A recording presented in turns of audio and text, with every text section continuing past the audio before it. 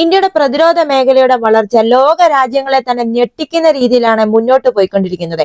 അടുത്തതായിട്ട് ഇപ്പോൾ അടുത്ത തലമുറ യുദ്ധ കപ്പലുകൾ നിർമ്മിക്കാൻ ഒരുങ്ങുകയാണ് ഇന്ത്യ. ഇന്ത്യൻ മഹാസമുദ്ര മേഖലയിലെ സങ്കീർണമായ സമുദ്ര അന്തരീക്ഷത്തിൽ പ്രവർത്തിക്കാൻ ശേഷിയുള്ള ശക്തവും ആധുനികവുമായ നാവികസേനയെ കെട്ടിപ്പടുക്കാനുള്ള ശക്തമായ ഒരു മുന്നേറ്റമാണ് ഇപ്പോൾ ഇന്ത്യ നടത്തിയിരിക്കുന്നത്. ഇന്ത്യൻ നാവികസേനയുടെ അടുത്ത തലമുറ യുദ്ധ കപ്പലുകൾ രൂപപ്പെട്ടു തുടങ്ങിയിരിക്കുന്നു.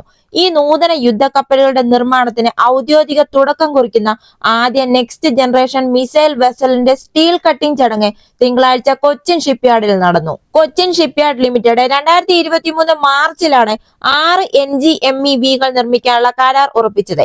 ഈ കപ്പലുകൾ 2027 മുതൽ ഇന്ത്യൻ നാവികസേനയിൽ ഉൾപ്പെടുത്തുമെന്നാണ് പ്രതീക്ഷിക്കുന്നത്. ഇത് നാവികസേനയുടെ യുദ്ധശേഷിയും ഭാവിയിലെ വെല്ലുവിളികൾക്കുമുള്ള തയ്യാറെടുപ്പും ഗണ്യമായി വർദ്ധിപ്പിക്കും. ഈ NGMV-കൾ എന്ന് പറയുന്നത് ഉയർന്ന വേഗതയ്ക്കായിട്ടാണ് രൂപകൽപ്പന ചെയ്തിരിക്കുന്നത്. ഇതിൽ ആയുധങ്ങളുടെയും സെൻസറുകളുടെയും ശക്തമായ ഒരു ശ്രേണിയാണ് സജ്ജീകരിച്ചിരിക്കുന്നത്. ഈ NGMV-കളുടെ പ്രത്യേകതകൾ എന്തൊക്കെയാണെന്ന് നോക്കുകയാണെങ്കിൽ, ഉപരിതലത്തിൽ നിന്ന് ഉപരിതലത്തിലേക്ക് മിസൈൽ വഹിക്കാനുള്ള ഒരു സംവിധാനം ഇതിനുണ്ട്. അതായത് ശത്രു കപ്പലുകൾക്ക് കരയിലെ ലക്ഷ്യങ്ങൾക്കുമെതിരെ ആക്രമണാത്മക പ്രഹരശേഷി നൽകാൻ ഇതിന് സാധിക്കും. അതുപോലെ തന്നെ ഇതിലെ anti missile defence system incoming missile ഭീഷണികളെ പ്രതിരോധിക്കാനുള്ള കപ്പലിന്റെ കഴിവ് ഇത് വർദ്ധിപ്പിക്കുന്നു. അടുത്ത പ്രത്യേകതയാണ് എയർ സർവൈലൻസ് റഡാർ.